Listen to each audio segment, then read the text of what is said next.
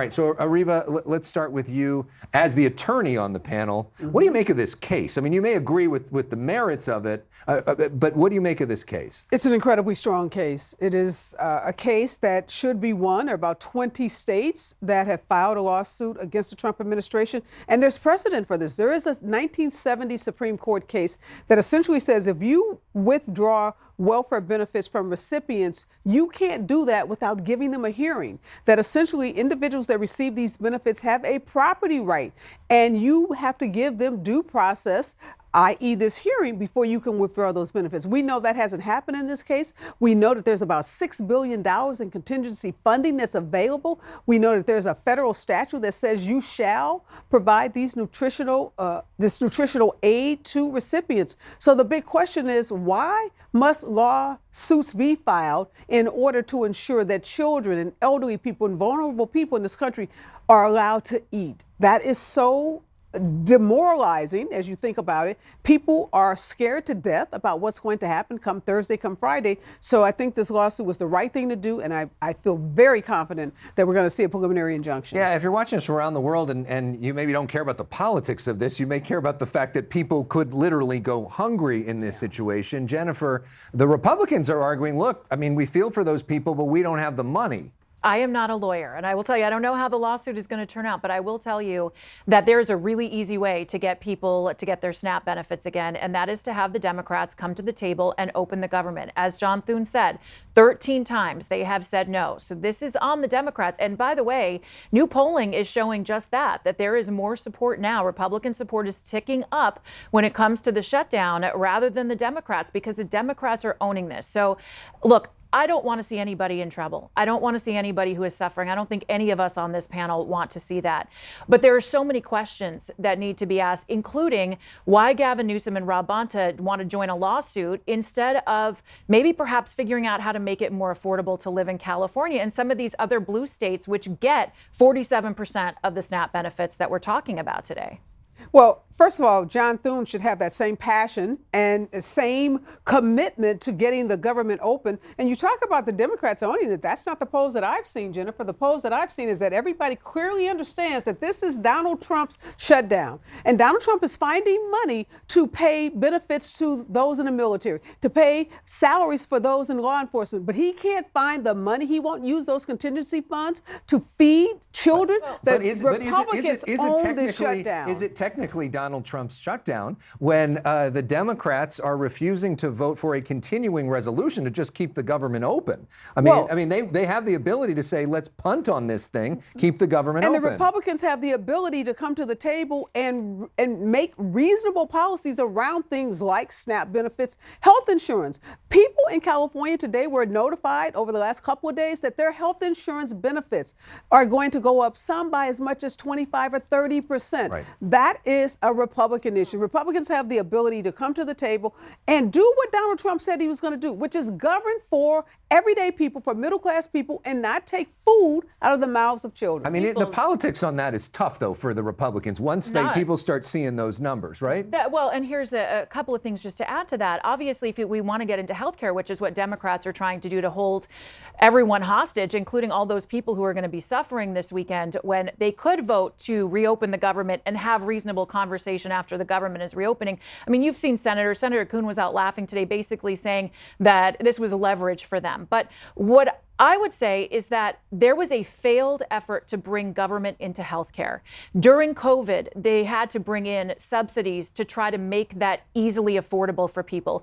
Democrats realized that government in healthcare is not working, and that's why they are trying to use everything they have to try to get Republicans to back off on this. Look, there is money for SNAP, there is money for healthcare, there is money and time for those conversations, but the government needs to be reopened, and that is on Democrats.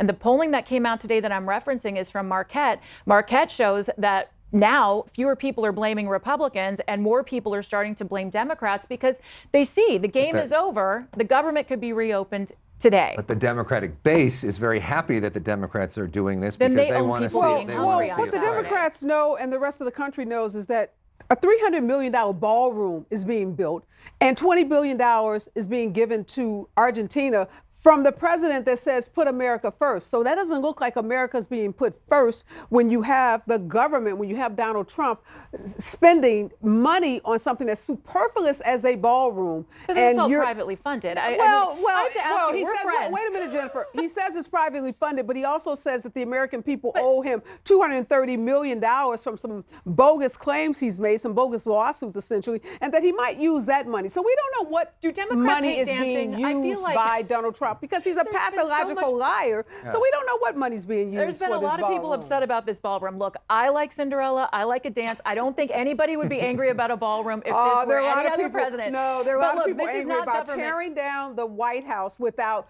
going through any of the procedures every president and process. Has made edits. No, but they make them with consensus. It's a pretty big edit. This is a big edit. But at least it's not on the taxpayer dime. Well, we don't know that, and I'm not going to concede on that because we cannot believe anything Donald Trump has said about this ballroom. Well, meanwhile, President Trump in the air right now. We just saw him within the hour wrapping up his meeting with President Xi Jinping, a big moment for him on the world stage, not long after making the deal in Gaza. What do you make of the president's trip? I think it was absolutely fantastic. And, we started this segment with Bernie Sanders kind of saying, well, whatever Trump was doing overseas, President Trump not only oversaw peace deals, he saw trillions of dollars in investments in our country. He saw incredible gains for our nation's farmers, which have been suffering for far too long.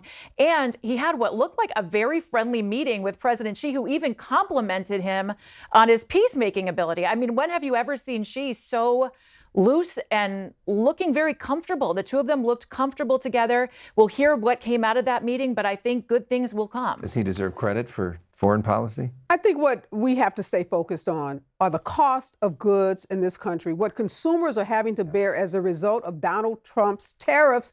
90% of all the leading economists in this country say these tariffs are horrible for middle-class people, that it's essentially a tax on the middle class. You go to the grocery store, you go to the gas station, you go to the department store, everything is astronomically high. And this is the president that spent all of his time campaigning, railing against Biden and inflation, and now the thousands and thousands of people are losing their jobs, can't buy groceries, and those that rely on SNAP benefits won't be able to eat probably at all. So let's stay focused on that. That's what tariffs are doing. That's what Donald Trump is doing. So these trips to China, in some ways, a distraction. Come to the U.S. Well, but the trade negotiation on the tariffs happens in China, right?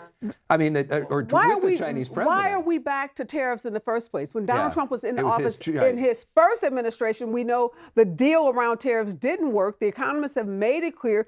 Manufacturers, maybe there's some temporary gains that happen from these tariffs, but long term, we are not creating more jobs from these tariffs. We are taxing middle class people and making it harder and harder for everyday people to make a living and survive in this country. All right, last thing, fun. Dictionary.com has its word of the year. 6'7". Oh no! This weird TikTok trend of these 6'7" Jennifer's got to educate me. Thing. Look, I'm not on TikTok until now. Maybe with the deal. I don't even know what do you make of that? Is that the word of the year? Okay, so I have some very special young people in my life who taught me about 6'7", and I don't know exactly what it means. I just know that they annoy their parents and their teachers by going 6'7", 6'7". I gotta go ask my Gen Z to educate me and you on the word of the year. Yeah. Who chose that? What do you think is the word of the year? Pain from this administration. Winning. President Trump coming off a successful trip. My word of the year is grateful that my two friends came here. Well, you got a new on job, week so you one. have reason to be grateful. Thank you so much, Jennifer, Areva. Great to see you both.